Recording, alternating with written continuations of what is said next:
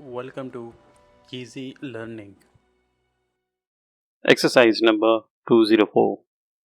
Arrangements are often made for bankers to make advances against shipments or advances on acceptance.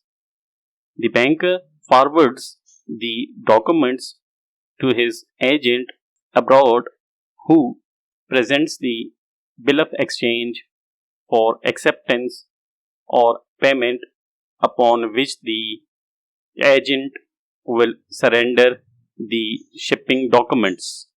The London office of the bank will be advised, and the shipper will be credited with the margin or difference between the advance made and the amount of the bill.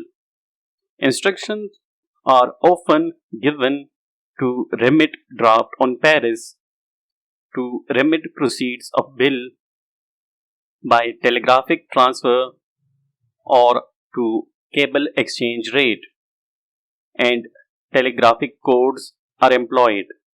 These usually consist of keywords or figures, each word group of figures representing a complete sentence. Full stop.